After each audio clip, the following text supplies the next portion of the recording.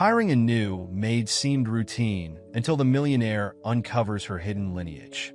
The revelation leaves him stunned, leading to a series of events that intertwine their fates in unforeseen ways. And if you cherish your family and love stories like this, don't forget to subscribe to our channel and avoid 10 years of bad luck. The Grand Plaza Hotel's ballroom sparkled with crystal chandeliers and the subtle clicking of champagne glasses. David Miller stood near the center of the room, his custom-made tuxedo setting him apart from the sea of standard black suits. At 42, his salt and pepper hair and confident stance drew admiring glances from the charity gala attendees. "Another million raised for children's education," announced the event coordinator from the podium. David nodded, maintaining his practiced smile while his eyes scanned the room. Despite being surrounded by New York's elite, he felt oddly disconnected from the scattered conversations and forced laughter around him. James Parker, his CFO, approached with 2 drinks in hand. "Successful evening, wouldn't you say?" "Numbers look good," David responded, accepting the drink. But these events are starting to feel like replays of themselves. Same faces, same conversations, same empty promises. "Maybe you need something different in your life," James suggested, watching as David's expression shifted slightly. David's penthouse occupied the top floor of a building he owned in Manhattan. While the space impressed visitors with its modern design and floor-to-ceiling windows, it felt hollow to him. He spent most evenings reviewing contracts or attending business dinners, his personal life reduced to occasional dates that never led anywhere meaningful. Across town, in one of David's smaller properties, Lisa Brown worked methodically through her cleaning routine. At 28, she carried herself with a quiet dignity that seemed at odds with her role as a domestic worker. Her brown hair was always neatly tied back, and her uniform was immaculate, reflecting the same attention to detail she brought to her work. Lisa paused while dusting a shelf of awards and photographs. Her eyes lingered on a picture of David receiving a humanitarian award. The glass surface reflected her own image back at her, a stark contrast to the wealth and success captured in the photograph. She quickly resumed her work, pushing aside thoughts of the life she'd left behind. The following morning, David made an unexpected visit to the property. He occasionally used the space for private meetings and wanted to ensure everything was in order. As he walked through the rooms, he noticed the exceptional cleanliness and organization. Lisa was finishing up in the study when David entered. She immediately straightened, surprised by his presence. "Mr. Miller, I apologize. I didn't know you'd be here today." "No need to apologize," David said, looking around the room with appreciation. "You've done an excellent job here. The attention to detail is impressive." Lisa's smile was genuine but guarded. "Thank you, sir. I take pride in my work." For a moment, their eyes met, and David noticed something in her expression, a depth of experience that seemed incongruous with her role. There was a story there, hidden behind her professional demeanor, but he couldn't quite place it. "How long have you been working here?" David asked, genuinely curious. 3 months, sir," Lisa responded, her hands clasped in front of her. "Well, keep up the good work. It's noticed and appreciated." As David left the room, Lisa's composed expression faltered slightly. She reached for the locket hidden beneath her uniform, a small gold piece that contained the only connection to her past life. The weight of its secrets pressed against her chest, a constant reminder of everything she'd left behind. The brief interaction left both of them thoughtful. David found himself impressed by Lisa's quiet competence and dignity, while Lisa struggled with the growing complexity of her situation. She'd taken this job to start fresh, to escape the complications of her past, but standing in the presence of one of New York's most powerful men made her realize how difficult it would be to maintain the separation between her past and present lives. As evening fell, David sat in his penthouse office, reviewing the property's staff records. Lisa's application was minimal.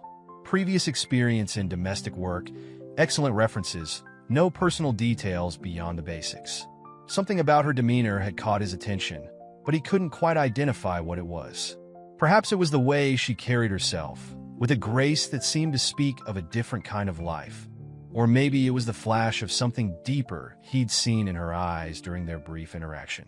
David Miller sat in his office, reviewing the quarterly reports when his head of household staffing entered with a concerned expression. "Sir, we've had another personal assistant resign. That's the third one this year." David rubbed his temples, frustration evident in his gesture. The demands of his position had indeed become increasingly challenging. His company faced mounting pressure from competitors, and his need for someone reliable had never been more crucial. As he considered his options, his mind returned to the efficient housekeeper he'd encountered the previous week. "Give me Lisa Brown's file," he instructed, his decision already forming. Within minutes, he reviewed her employment records again, noting her consistent performance ratings and perfect attendance. The minimal personal information still struck him as unusual, but her work ethic was undeniable. Later that afternoon, Lisa was called to David's office. She entered with measured steps, her uniform pristine as always, though her hands betrayed a slight tremor. The office, with its sweeping views of Manhattan, made her previous life feel like a distant dream. "Please sit down." David gestured to the chair across from his desk. "I'll be direct, Ms. Brown. I'm in need of a personal assistant, someone I can trust to handle both professional and personal matters with discretion. Your work here has been exemplary, and I'd like to offer you the position." Lisa's expression remained composed, but her mind raced. The promotion would mean closer proximity to David, increasing the risk of her past coming to light. Yet, the opportunity was too significant to dismiss. "That's very generous, Mr. Miller. May I ask what the position would entail?" David outlined the responsibilities: managing his schedule, coordinating with business partners, overseeing household staff, and handling sensitive documents. The salary he mentioned was more than generous, enough to make Lisa's hands clench slightly in her lap. "I'll need your answer by tomorrow," he concluded, studying her reaction. That evening, in her modest apartment, Lisa retrieved a weathered envelope from a locked drawer. The letter inside, unopened for months, bore the letterhead of Preston & Associates, one of Boston's most prestigious law firms. Her fingers traced the sealed edge, tempted once again to read its contents, but she returned it to the drawer. The weight of her decision pressed heavily on her mind. The next morning, Lisa accepted the position. David's executive office became her new workplace, a stark contrast to the cleaning supplies she'd managed just days before. As she organized his schedule and correspondence, she couldn't help but notice the mounting pressure he faced. In a private meeting with James Parker, David's voice carried the strain of recent challenges. "The board is pushing for immediate results. The Thompson merger isn't progressing as planned. We're hemorrhaging money on the tech division," James added, glancing at Lisa as she efficiently arranged documents on David's desk. "The competition is fierce, and our investors are getting nervous." Lisa absorbed this informa, tying while maintaining her professional demeanor, but concern flickered across her face. She recognized the signs of a company under siege. Her family's business had faced similar challenges before everything fell apart. Later that week, during a late-night work session, David noticed Lisa's understanding of complex financial documents. "You seem familiar with corporate structures," he observed. Lisa carefully measured her response. "I've picked things up quickly in my previous positions," she said, redirecting the conversation to the task at hand. The dynamics of their relationship shifted subtly as days passed. David found himself relying increasingly on Lisa's quiet competence, while she struggled with the growing weight of her deception. Her presence in his office meant exposure to sensitive information, adding another layer of complexity to her situation. One evening, as Lisa prepared to leave, she overheard a heated phone conversation in David's office. "I don't care what it takes," he was saying. "Find a way to keep the tech division afloat. We can't afford any mistakes right now." The worry in his voice resonated with memories of her own past: board meetings, crisis management, the pressure of maintaining a family legacy. She closed her eyes briefly, pushing away the flood of recollections. In her apartment that night, Lisa again faced the unopened letter. The secrets it contained could change everything: her position with David, her fresh start, the careful walls she'd built around her past. The irony wasn't lost on her. While helping David manage his empire, she was hiding her own connection to one of Boston's oldest fortunes. David, unaware of Lisa's internal struggle, found himself sharing more of his concerns with her. Her presence had become a stabilizing force in his chaotic world. Yet there were moments when he caught glimpses of something more in her reactions. A flash of understanding too deep for someone with her stated background, an insight too sharp for her supposed experience. As they worked late one evening, David confided, "Sometimes I wonder if it's all worth it, the constant pressure, the endless demands." He looked at Lisa, seeking understanding. "Do you ever feel like you're living someone else's life?" The question hit too close to home. Lisa busied herself with organizing files, her voice carefully neutral. "Everyone has their burdens to bear, Mr. Miller." The weight of unspoken truths hung between them, creating an invisible barrier that neither was ready to breach. David returned to his work, unaware that his new assistant carried secrets that could potentially solve his company's problems, or destroy everything they were both working to protect. Rain pelted against the windshield of David's Mercedes as he accelerated through Manhattan streets. The board meeting had run late, and crucial documents needed his signature before the Asian markets opened. Lisa sat in the passenger seat, reviewing contracts on her tablet, her presence necessary for the late-night filing. "The Hong Kong office needs these modifications within the hour," Lisa said, glancing at her watch. "But sir, perhaps we should pull over until the rain lets up." David's knuckles whitened on the steering wheel. "We don't have time. Gardner's already threatening to pull his investment if we don't show immediate action on the merger." The traffic light ahead turned yellow. David pressed the accelerator, determined to make it through. Neither of them saw the delivery truck running the red light from the cross street. Time seemed to slow. Lisa's head turned first, catching sight of the approaching headlights. "David," she screamed, dropping the formal Mr. Miller for the first time. Her hand reached for the wheel, attempting to turn it. The impact came from the driver's side. The Mercedes spun violently, metal screaming against metal. Lisa's airbag deployed, but she remained conscious enough to see David's head snap forward. "Tach." But the car came to rest against a concrete barrier, rain streaming through the shattered windows. "David," Lisa's voice shook as she unbuckled her seatbelt. Blood trickled from a cut on her forehead, but her focus remained on David's motionless form. "David, can you hear me?" His eyes were open, but he wasn't moving. I can't feel my legs," he whispered. Lisa's first aid training kicked in. "Don't move," she commanded, her voice steady despite her racing heart. She could hear sirens approaching. "Help is coming. Just stay still." The next 48 hours passed in a blur of hospital corridors and medical terms. Spinal cord injury, partial paralysis, physical therapy. Lisa remained at the hospital, handling calls, coordinating with doctors, and managing the press that gathered outside like vultures. James Parker arrived the morning after the accident, his face grave. "The board is already talking about interim leadership," he informed Lisa in a hushed voice outside David's room. "This couldn't have happened at a worse time."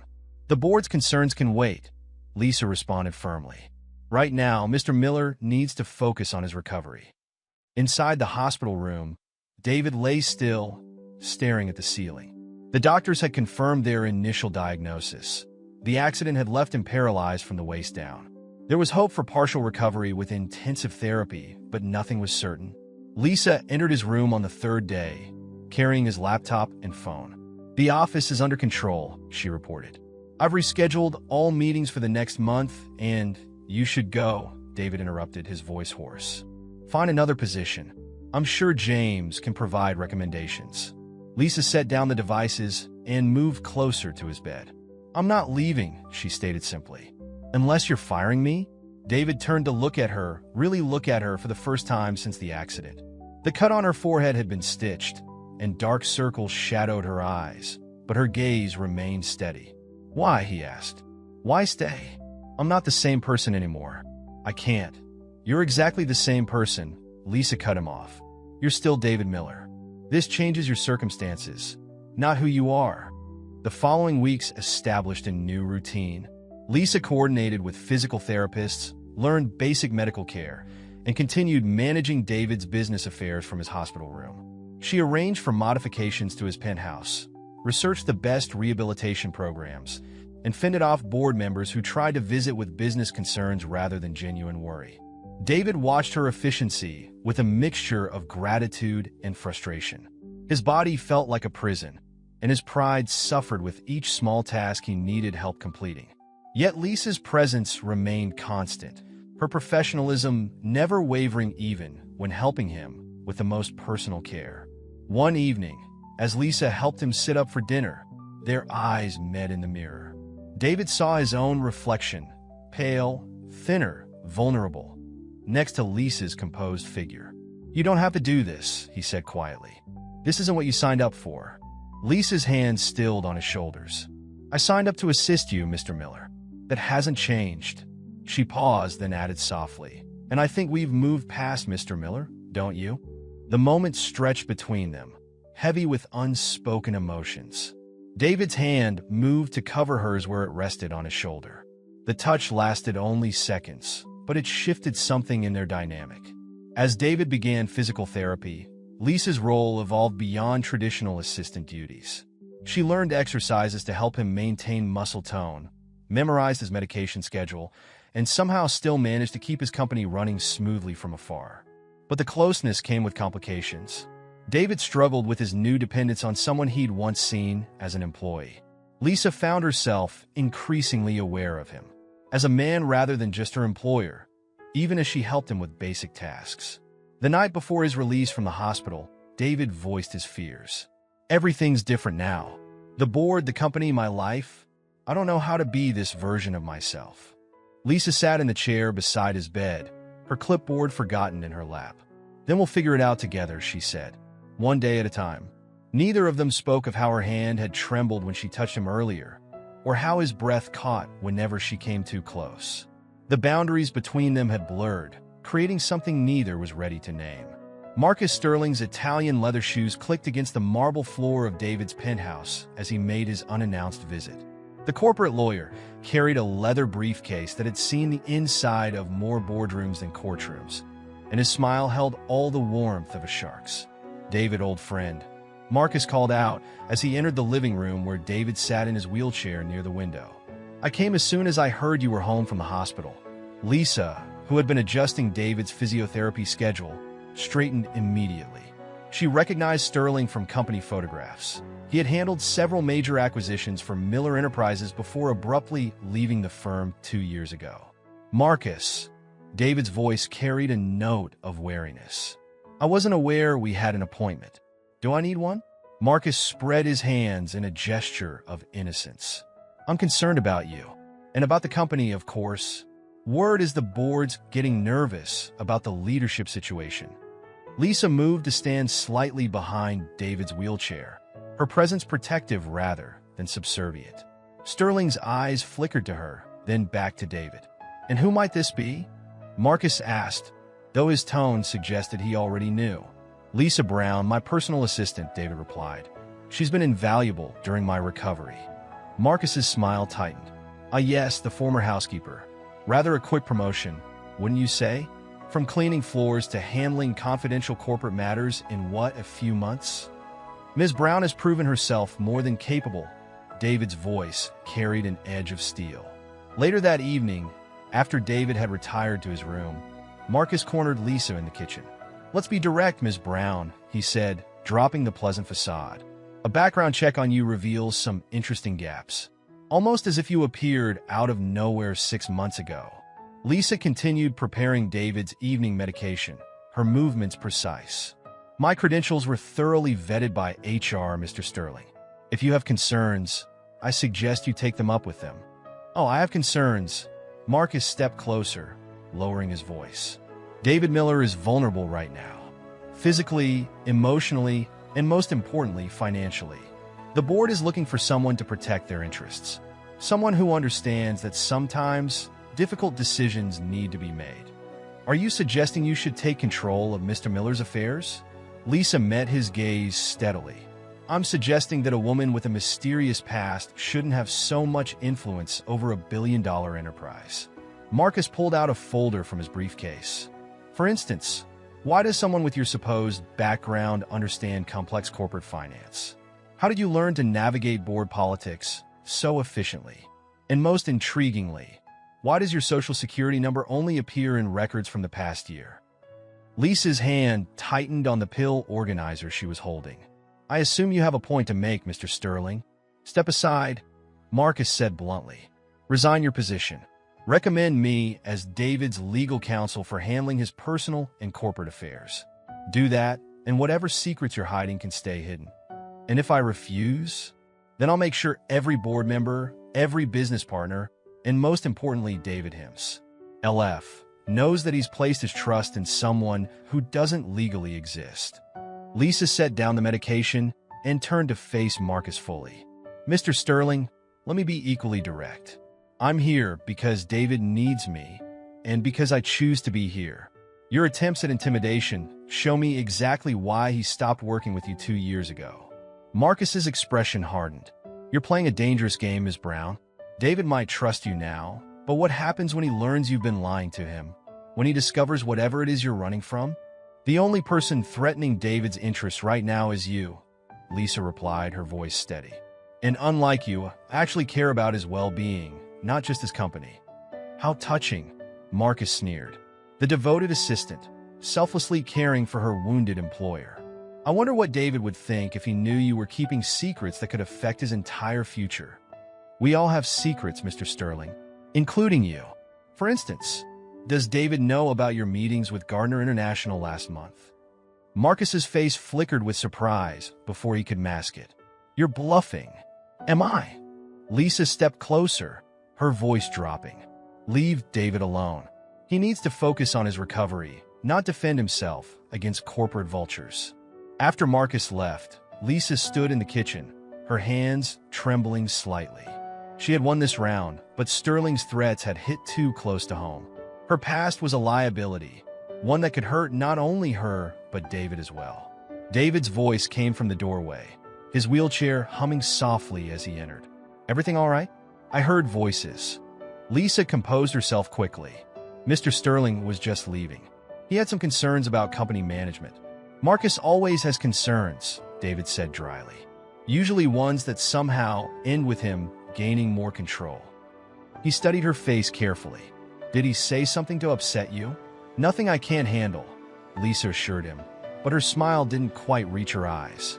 That night, Lisa lay awake in her room adjacent to David's, Sterling's threats echoing in her mind. The irony wasn't lost on her. She had taken this job to escape her past, only to find herself fighting to protect someone else's future. The unopened letter in her drawer seemed to pulse with unspoken truths, each one a potential weapon in Sterling's hands.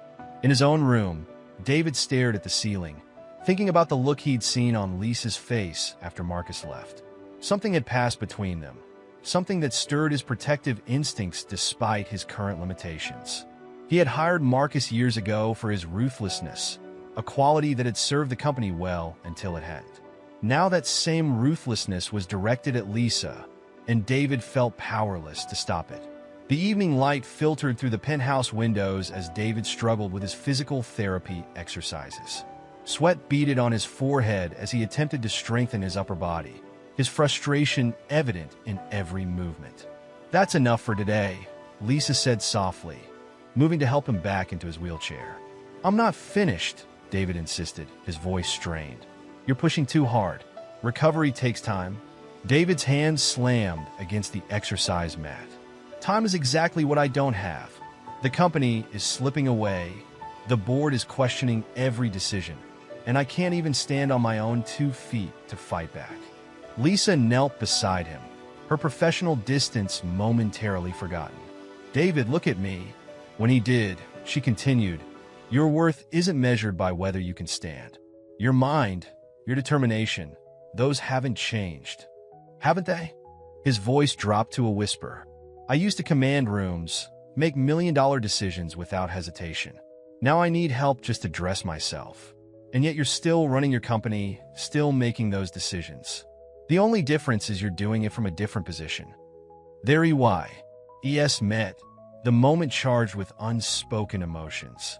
David reached out, his fingers brushing her cheek before he caught himself and pulled back. The intimate moment was interrupted by the arrival of Richard Crawford, David's longtime friend and business associate. His expensive suit and carefully maintained appearance spoke of old money and boardroom influence.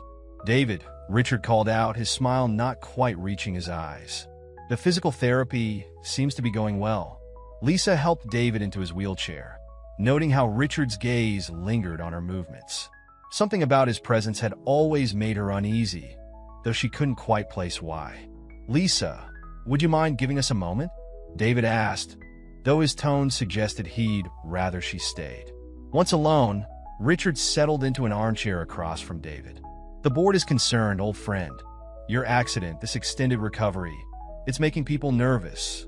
"The company's numbers are solid," David countered.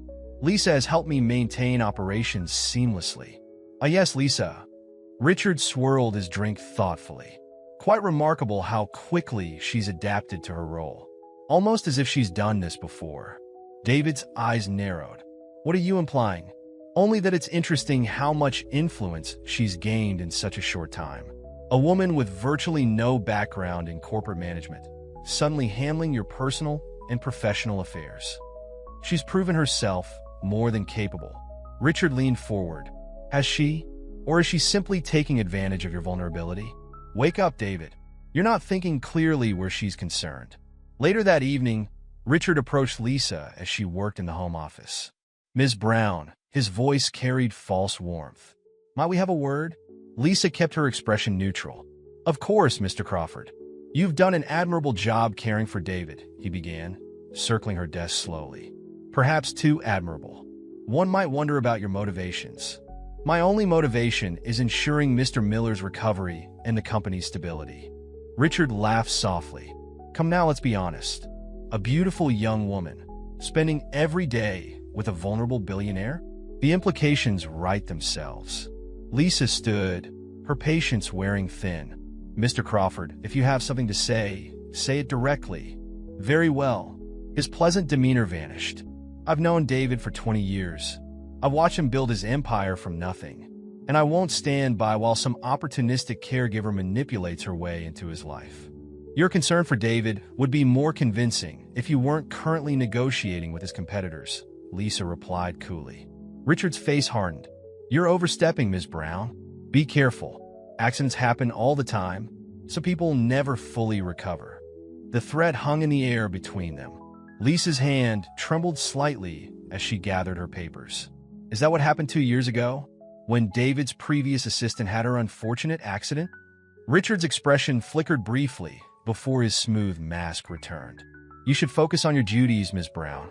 Leave the past where it belongs." That night, during their usual evening routine, David noticed Lisa's distraction. "What did Richard say to you?" Lisa hesitated, arranging his medications. "Nothing of consequence." "Lisa." His hand caught hers, stopping her movement. "Talk to me." She looked down at their joined hands, feeling the warmth of his touch. "He thinks I'm taking advantage of you, that I have ulterior motives. And do you?" The question hung between them, heavy with implications. Lisa met his gaze. "Not the ones he thinks." David's thumb traced circles on her palm, sending shivers up her arm. "I trust you, Lisa. More than Richard, more than anyone right now. Maybe that should frighten me, but it doesn't." "It should," she whispered, thinking of the unopened letter in her drawer, of all the truths she couldn't tell H. "Envia Epsilon?" Instead of answering, Lisa gently withdrew her hand. "You should rest. Tomorrow's board meeting is important." As she turned to leave, David called out, "Lisa?" She paused at the door. "Whatever you're not telling me, whenever you're ready, I'll listen." Alone in her room later, Lisa pressed her hands to her eyes, fighting back tears. Richard's threats, combined with her growing feelings for David, were making it increasingly difficult to maintain her composure. The weight of her secrets felt heavier with each passing day, especially now that she could no longer deny her deepening feelings for David. In his own room, David stared at the city lights through his window, thinking about the fear he'd glimpsed in Lisa's eyes when he'd asked about Richard. Something was happening, something beyond Richard's usual power plays.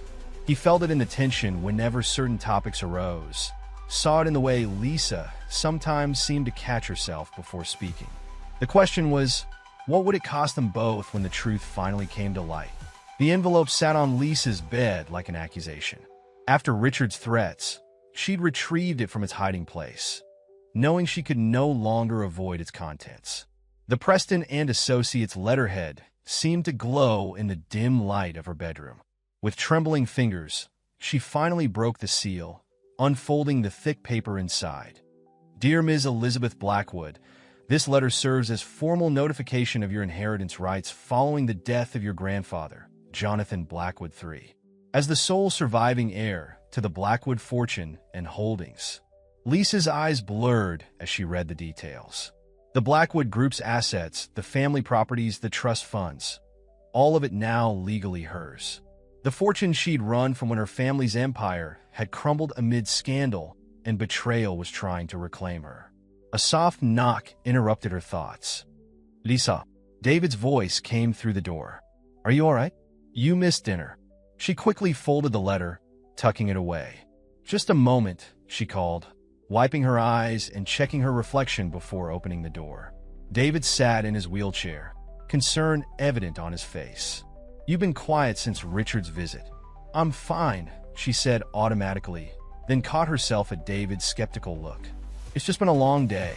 Join me for a nightcap, he offered. I could use the company. In David's private study, the city lights twinkled through the windows as he poured them both a small measure of scotch.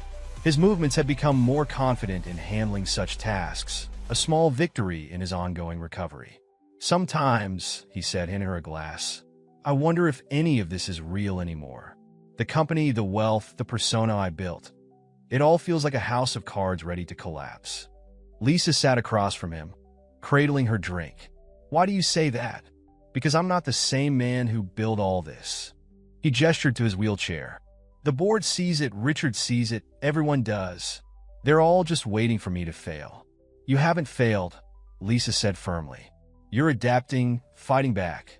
That takes more strength than running an empire ever did. David studied her face in the dim light. How do you do that? Do what? See past all the surface noise to what really matters. He leaned forward slightly. It's like you understand this world better than someone with your background should. Lisa's heart raced at his observation. The letter's weight seemed to burn in her pocket. Perhaps I'm just observant. No, David shook his head. It's more than that. The way you handle the board members, your understanding of corporate politics. Sometimes I think you're carrying as many secrets as I am. Everyone has secrets, she whispered, echoing her words to Marcus Sterling. Yes, but most people's secrets don't make them look terrified when someone mentions their past. David's hand found hers across the spa. See between them. Whatever it is, Lisa, you can trust me. The moment stretched between them, heavy with possibility. Lisa looked at their joined hands, feeling the warmth of his touch, the gentle strength that remained despite his injury. It would be so easy to tell him everything about the Blackwood fortune, about why she'd run, about how helping him had given her life new purpose. Instead, she said, I trust you with my life, David, but there are some truths that could hurt more than help. Is that why you stay? He asked softly. Because you're running from something? I stay because I want to. She met his gaze steadily. Because despite everything, being here feels right. David's thumb traced patterns on her palm, sending shivers up her arm. And if I said I needed you for more than just running my company? Lisa's breath caught. David, I know the timing is wrong, he continued. I know there are 1,000 reasons why this is complicated, but I've never felt more myself than when I'm with you, wheelchair and all. The confession hung between them, raw and honest. Lisa felt tears threatening again, this time for a different reason. This man, who had lost so much yet remained unbroken, was offering her his trust even as she kept vital truths from him. You deserve someone whole, he added quietly. Someone without all these complications. Lisa stood, moving to kneel beside his wheelchair. You are whole, David. Your injury doesn't define you. Their faces were close now, the air charged with unspoken emotions. For a moment, Lisa allowed herself to imagine telling him everything. How she understood his world because she'd been born into it. How her own family's legacy had been destroyed by trust misplaced in the wrong people. how helping him rebuild his life had somehow helped her find her own path again. But then she remembered Richard's threats, Marcus Sterling's investigations, the vultures circling David's company. One wrong move, one revealed secret, and everything could collapse. She couldn't risk his recovery, his company, or the trust they'd built for her own peace of mind. Standing abruptly, Lisa straightened her clothes. "You should rest. Tomorrow's physical therapy session is important." David caught her hand as she turned to leave. "Lisa." She paused but didn't turn around. "Whatever you're protecting me from by keeping your secrets, I want you to know it doesn't change how I see you." Alone in her room later, Lisa reread the inheritance letter. The Blackwood fortune could solve all of David's current problems, save his company, fund his recovery, secure his future. But using it would mean exposing her true identity, facing her past, and risking everything they'd built together. She folded the letter again, her decision made. For now, Elizabeth Blackwood would remain hidden, and Lisa Brown would continue protecting the man she'd grown to love, even if it meant protecting him from herself. The rehabilitation center's private room was quiet except for David's controlled breathing as he worked through his exercises. 3 months of intensive therapy had strengthened his upper body considerably, and today he'd managed to support his weight on the parallel bars for almost a minute. "That's enough," Lisa said, moving to help him back into his wheelchair. "Just one more try," David insisted, sweat dampening his shirt. "You're pushing yourself too hard again." She positioned herself in front of him, hands steady on his shoulders. As she helped him pivot, his legs buckled unexpectedly. Lisa caught him instinctively, and suddenly they were pressed together, her arms around his waist, his hands gripping her shoulders. Their faces were inches apart, both breathing heavily from the exertion. "I've got you," Lisa whispered, but made no move to step away. David's hand moved from her shoulder to her face, thumb brushing her cheek. "You always do," he murmured, and then he was kissing her. The kiss was gentle at first, tentative, but deepened as Lisa responded. For a moment, everything else fell away. The wheelchair waiting nearby, the secrets between them, the threats surrounding them. There was only this connection, this truth they couldn't deny any longer. Then Lisa's phone buzzed insistently in her pocket, breaking the spell. She helped David into his wheelchair, both of them silent as they processed what had just happened. The message was from James Parker. Emergency board meeting called. Richard Crawford claiming evidence of misconduct. Come immediately. David read the tension in her face. "What is it?" "The board," Lisa said, already gathering their things. Richard's making his move. At Miller Enterprises headquarters, the boardroom crackled with tension. Richard Crawford stood at the head of the table, a thick folder in front of him. "These documents," Richard announced as David and Lisa entered, "raised serious questions about Ms. Brown's involvement in Mr. Miller's affairs." "What kind of questions?" David's voice was steel. Richard's smile was predatory. "Questions about her qualifications, her background, and most importantly, her presence during your accident." Lisa felt the blood drain from her face as Richard continued. "Our investigation suggests Ms. Brown may have had prior knowledge of the truck driver's route that night. In fact, there's evidence suggesting she might have orchestrated the entire incident." "That's absurd," David snapped, but Richard was already distributing documents to the board members. "Is it?" "A woman with no verifiable background beyond the last year, who rapidly gained control over both your personal care and company operations after leaving you paralyzed. The timing is, at minimum, suspicious." Lisa stepped forward. "Mr. Crawford, these accusations are groundless." "Are they?" Richard turned to her. "Then perhaps you'd like to explain why you were seen meeting with the truck driver's wife 2 days before the accident?" Lisa's mind raced. She had met the woman, but at a coffee shop where she'd been picking up David's usual order. It had been a chance encounter, nothing more. But explaining that would mean revealing she recognized the woman because their families had moved in the same social circles years ago. "This is a witch hunt," David interrupted. "Lisa has done nothing but support this company's interests." "Has she?" Richard circled the table slowly. "Or has she been manipulating events from the beginning? Think about it, David. How does a housekeeper understand complex merger negotiations? How does she know exactly how to handle board politics? And why does she refuse to discuss her past?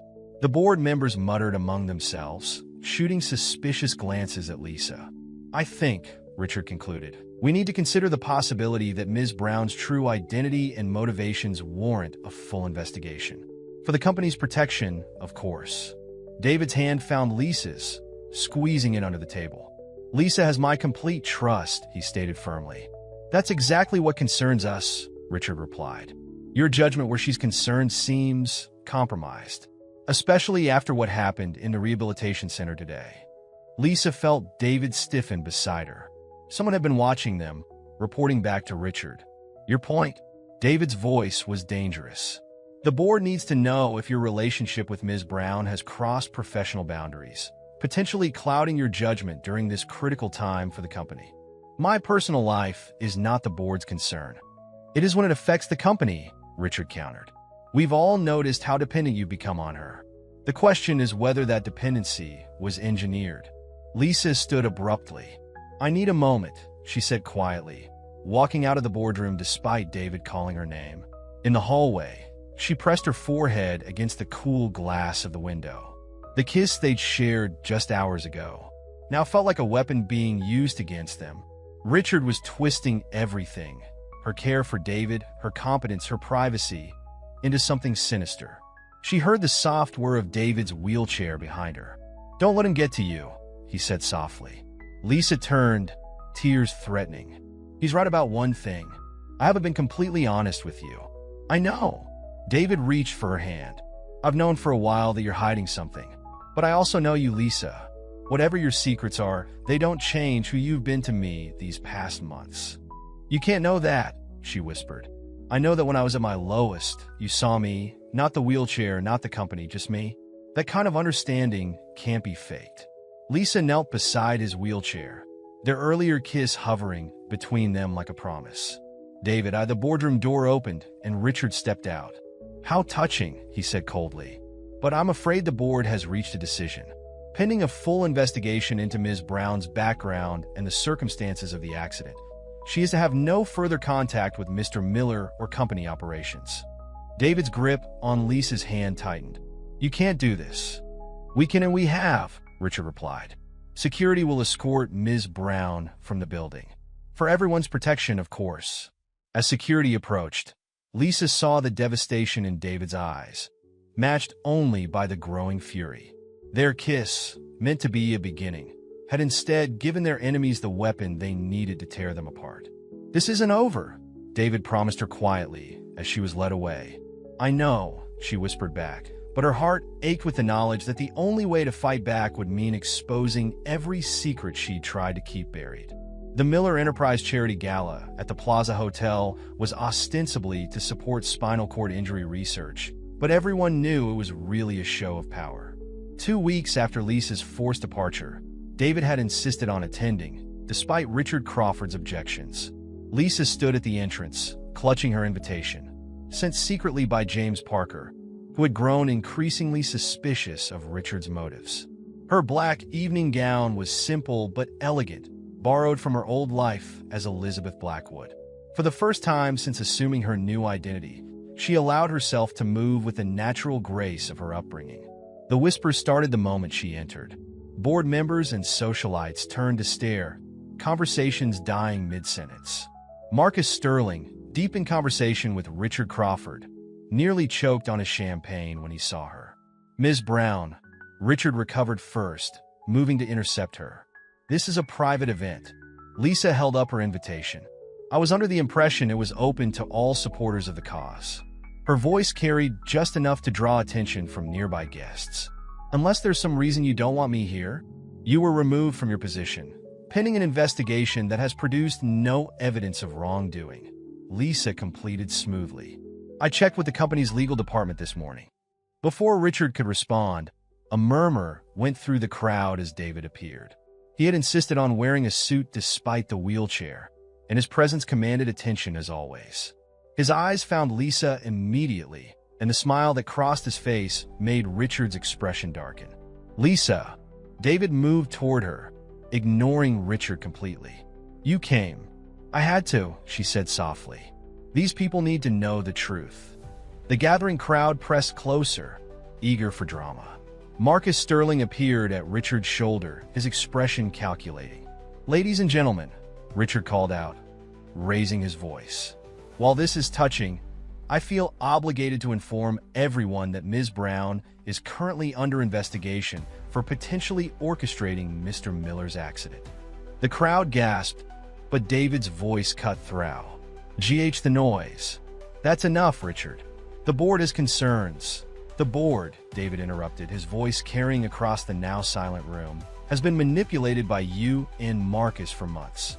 Did you really think I wouldn't investigate you while you were investigating Lisa?" David nodded to James Parker, who stepped forward with a tablet. "We've discovered some interesting transfers from Gardner International to offshore accounts controlled by Mr. Crawford and Mr. Sterling," James announced, coincidentally timed with their attempts to remove Lisa and gain control of the company. Richard's face reddened. "These are baseless accusations." "Actually," Lisa stepped forward, her voice clear and confident, "they're not. You see, Richard, while you were digging into my past, you forgot to cover your own tracks. The coffee shop where you claimed I met the truck driver's wife? It has security cameras. Footage shows you meeting with the driver himself the day before the accident." The crowd erupted in whispers. Marcus Sterling began edging toward the exit, but security personnel were already moving to block the doors. "You orchestrated everything," David continued, his voice hard. "The accident, the investigation into Lisa, all of it to gain control of my company while I was vulnerable. But you made one crucial mistake." "And what was that?" Richard sneered, though his face had gone pale. "You underestimated both of us." David reached for Lisa's hand, and she took it without hesitation. "Lisa isn't just my former assistant, Richard. She's the only person who saw through your plan from the beginning. Why do you think she refused to leave my side after the accident? She was protecting me from you." Lisa squeezed David's hand, knowing what had to come next. "There's something else," she said, her voice steady despite her racing heart. "Something that explains why I recognized your tactics, Richard." She took a deep breath, feeling David's supportive grip. "My name isn't just Lisa Brown. I'm Elizabeth Blackwood of the Boston Blackwoods. My family's company was destroyed by similar corporate raiders 3 years ago. I recognized the pattern because I'd seen it before." The revelation sent shockwaves through the room. The Blackwood scandal had been major news in financial circles. A historic family company torn apart by betrayal and manipulation. "That's why you ran," David said softly. "The pieces finally falling into place." "Yes," Lisa admitted. "But watching you fight back, seeing your strength, it reminded me that running isn't the answer. Standing your ground is." Richard's face contorted with rage. "You're lying. All of this is verified," James Parker interrupted, holding up more documents. "We've been building this case for weeks.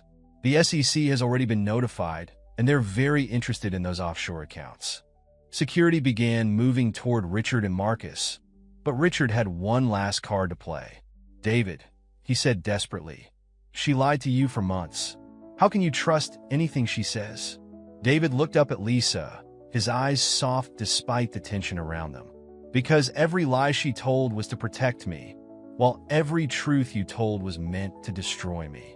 His voice hardened as he turned back to Richard. "The real question is, how did you think you'd get away with this? You're nothing without that wheelchair," Richard spat.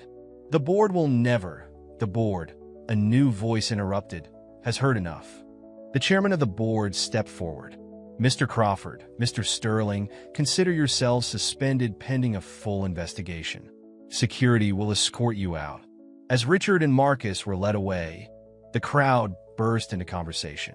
Lisa felt David's hand tug her down to his level. "Why didn't you tell me?" he asked quietly. "At first, I was running from my past," she admitted. "Then, when I realized what Richard was planning, I needed him to underestimate me. If he knew who I really was, he would have changed tactics." David nodded understanding. "You protected me by staying hidden." "I'm sorry for the deception," Lisa whispered. "But I'm not sorry for anything else." David's free hand came up to cup her face. "Neither am I." And there, in front of New York's elite, he pulled her down for a kiss that said more than words ever could. The crowd's reaction was immediate. Applause, cheers, and more than a few tears from those who recognized the triumph of truth over manipulation. But Lisa and David were lost in their own world, finally free to be themselves together. The morning after the gala, David's penthouse felt different. The tension that had haunted its halls had dissipated, replaced by a new kind of uncertainty. Lisa, now publicly known as Elizabeth Blackwood, stood by the floor-to-ceiling windows, watching the city wake up. "You're up early," David said, wheeling himself into the room. He had insisted she stay the night, concerned about reporters camping outside her apartment. "I never really went to sleep," she admitted, turning to face him. The morning light caught the subtle shadows under her eyes.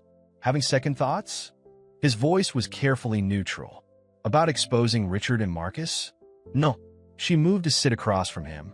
"About how this changes things between us? Maybe." David studied her face, seeing both Lisa Brown, the woman who had cared for him through his darkest days, and Elizabeth Blackwood, the heiress who had hidden herself away from the world. "Tell me everything," he said softly. "No more secrets." Taking a deep breath, Elizabeth began her story. 3 years ago, the Blackwood Group was one of Boston's oldest and most respected companies. My grandfather built it into a modern corporation, but he was old school about family legacy. He insisted I learn every aspect of the business from the ground up. "That explains your knowledge of corporate operations," David noted. She nodded. "I worked in every department, used different names to avoid preferential treatment. Then my grandfather died suddenly. The vultures descended immediately. Richard Crawford wasn't the first corporate raider I'd encountered. What happened? A trusted family friend, someone who'd known me since childhood, orchestrated a hostile takeover. He used my grandfather's death and my supposed inexperience against me. By the time I understood what was happening, the damage was done. The company was stripped and sold off in pieces." David reached for her hand. "You blamed yourself." "I was naive," she admitted. "I trusted the wrong people, made decisions based on loyalty rather than business sense. The scandal destroyed more than just the company. It tore apart my family's legacy. So I ran, created Lisa Brown, took simple jobs, tried to forget who I was supposed to be. Until you started working for me." A small smile touched her lips. "You reminded me of my grandfather, the way you balanced business acumen with genuine care for people. When I realized Richard was planning something similar to what happened to my family, you stayed to protect me," David finished. "Even though it meant maintaining your deception. I told myself it was better that way. Lisa Brown could help you without complications, without the weight of the Blackwood scandal touching your company." She met his eyes. "I never expected to fall in love with you." The confession hung between them, raw and honest. David's hand tightened on hers. "When did you know?" he asked. "About Richard's plan?" "I suspected something when Marcus Sterling suddenly reappeared. The pattern was familiar. Isolate the target, create doubt among the board members, then strike when vulnerability is highest. Your accident." She hesitated. "I couldn't prove Richard was involved, but I knew I couldn't leave you unprotected. So the dedicated nurse routine was partly strategic," she admitted. "But everything I felt, everything we shared, that was real. The hardest part was watching you struggle and knowing my family's fortune could help, but using it would mean exposing everything." David was quiet for a moment, processing. "You know what amazes me?" he finally said. "Not that you're really an heiress, or that you outmaneuvered Richard. It's that you chose to stay. After everything you'd been through, you could have walked away. Instead, you faced your past to protect my future." Tears welled in Lisa's eyes. "I couldn't let them do to you what they did to my family. And somewhere along the way, protecting you became about more than just revenge or redemption. It became about us," David said softly. "Yes." She wiped her eyes. "But now everything's different. The press will dig up the whole Blackwood scandal. Your board members will question having another controversial figure involved with the company. And us." She gestured between them. "How can you trust me after months of lies?" David moved his wheelchair closer, reaching up to cup her face. "Elizabeth Blackwood may be your real name, but Lisa Brown is just as real.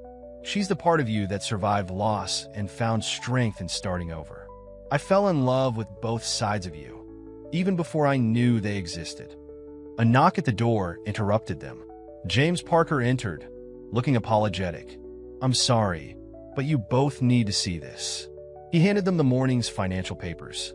The headline screamed, "Blackwood Heiress reveals corporate conspiracy. Miller Enterprises scandal. Love, lies, and corporate raiders from Maid to Millionaire. The double life of Elizabeth Blackwood. The board is calling an emergency meeting," James continued. "They want to discuss the implications of everything." Lisa stood, squaring her shoulders. "I'll face them. They deserve to hear the whole truth from me." "We'll face them," David corrected, taking her hand. "Together this time. No more hiding." James cleared his throat. "There's something else. The SEC investigation into Richard and Marcus has uncovered evidence linking them to the original Blackwood Group takeover. They weren't just targeting Miller Enterprises. They were trying to prevent you from reclaiming your family's company." Lisa froze. "What?" "The paperwork you received about your inheritance. They knew about it. That's why they moved against David when they did. They needed to gain control before you could access your grandfather's resources." David watched understanding dawn on Lisa's face. "Your grandfather protected you," he said softly. "He made sure you'd have a second chance when you were ready." Lisa's free hand went to her throat, where her locket still hung. "All this time, Ms. Blackwood," James said formally, "with your permission, we'd like to begin proceedings to investigate the original takeover of Blackwood Group. Between your testimony and the evidence we've gathered against Richard and Marcus, there's a strong case for corporate fraud." Lisa looked at David, who smiled encouragingly. "It's time to reclaim your legacy," he said. "Both of them." Standing straighter, Lisa nodded. "Schedule the board meeting, James. It's time they learned exactly who they're dealing with, both Elizabeth Blackwood and Lisa Brown." As James left, David pulled her down for a gentle kiss. "I wouldn't want to face them without you," he murmured. "You don't have to," she replied. "Not ever again." The Miller Enterprises boardroom crackled with tension as Richard Crawford and Marcus Sterling were brought in by security, both in handcuffs. The SEC investigators flanked them, while board members sat in stunned silence as years of corruption were laid bare through documentation and testimony. "The evidence is conclusive," the lead investigator announced. Mr. Crawford and Mr. Sterling orchestrated not only the attempt to seize control of Miller Enterprises, but also the original Blackwood Group takeover 3 years ago. The paper trail of offshore accounts and falsified documents is extensive. Lisa stood at the front of the room, David beside her in his wheelchair. Her posture reflected both Lisa Brown's quiet strength and Elizabeth Blackwood's inherited authority. "You really thought you'd get away with it twice," she addressed Richard directly. "That's why you panicked when you realized who I was, because I was living proof of your previous schemes." Richard sneered, despite his circumstances. "You're still the same naive girl who lost her family's company. Playing nurse to a crippled CEO doesn't change that." David's voice cut through the room like steel. "That naive girl dismantled your entire operation while serving as my assistant. I'd say she's changed quite a bit." "The board has reviewed all evidence," the chairman announced. "We're prepared to move forward with full prosecution, including the recovery of stolen assets from both companies." Marcus Sterling broke his silence. "We can make a deal. There's more to this than you know, like the fact that you arranged my grandfather's death." Lisa's words silenced the room. She pulled out a worn envelope. "His last letter to me, found in his study after the heart attack you orchestrated. He suspected what you were planning. That's why he created the hidden trust that you've been so desperate to prevent me from claiming." David reached for her hand as she continued. "He wrote that he knew someone would try to take everything from me. But they can only take what you let them, Elizabeth. True strength isn't in what you own, but in who you choose to be." The SEC agents moved forward as Marcus lunged desperately. "You don't understand. The mergers, the acquisitions, it was all legal." "Legal doesn't mean right," David countered. "Something you never understood about running a company. It's not just about profits. It's about people." As Richard and Marcus were led away, the board chairman turned to Lisa and David. "Ms. Blackwood, or should I say, Mrs. Miller?" Lisa's hand went to the engagement ring she'd accepted the night before. "Either name works," she smiled. I've learned there's strength in being both. The board would like to propose a merger, he continued. Not just between you and David, but between Miller Enterprises and the restored Blackwood Group. Your grandfather's assets, combined with David's innovation, it could revolutionize both companies. David looked up at Lisa. Your decision, Elizabeth. You've earned the right to choose your own path. Lisa surveyed the room, seeing not enemies but opportunities. I spent 3 years running from who I was meant to be. Then I found something worth fighting for. She squeezed David's hand. Yes to both mergers. Later that evening, in David's penthouse, soon to be their home, Lisa stood by the window where everything had changed that morning. David wheeled up beside her, and she sat on the arm of his chair. Having second thoughts? He asked playfully, echoing their earlier conversation. About us? Never. She turned to face him. About managing 2 corporate empires while planning a wedding and continuing your therapy? Maybe a few. David pulled her onto his lap, his strength having improved remarkably. Good thing you're an expert at multitasking. Though I have to admit, I'll miss having you as my nurse. I'm not going anywhere, she promised. The therapy continues until you're ready, Mr. Miller. Is that as my fiancé or my corporate partner, Ms. Blackwood? Both. She kissed him softly. That's the beauty of finally being able to be myself, all of myself, with you. David's hand traced her face. You know, when I had the accident, I thought everything that made me who I was had been taken away. My independence, my strength. But you never lost either, Lisa finished. You just had to find them in a different way. Same as I did. We found them in each other, he corrected. You showed me that vulnerability isn't weakness, and I helped you see that running is. Ain't the answer. Speaking of running, Lisa smiled. Your physical therapist says you might be ready for those experimental treatments we discussed. Between the Blackwood Medical Research Division and Miller Enterprises Technology. Are you trying to fix me, Mrs. Soon-to-be Miller? I'm trying to support you, just like you supported me. Besides, she grinned, I expect you to dance at our wedding. David pulled her closer. As long as you're leading, I'll follow anywhere. The city lights twinkled beyond the windows, but neither was looking outside. They had faced down corporate raiders, family legacies, and personal demons. They had rebuilt trust from lies, found strength in vulnerability, and discovered that true power lies not in wealth or position, but in the courage to be oneself and the wisdom to trust and love. So, David murmured against her lips, what's our next challenge? Lisa smiled. Does it matter? We'll face it together. Together, he agreed, sealing the promise with a kiss. In the end, it wasn't about the wheelchairs or wealth, the corporations or conspiracies. It was about 2 people who found each other while pretending to be someone else, only to discover that their true selves were exactly what they both needed.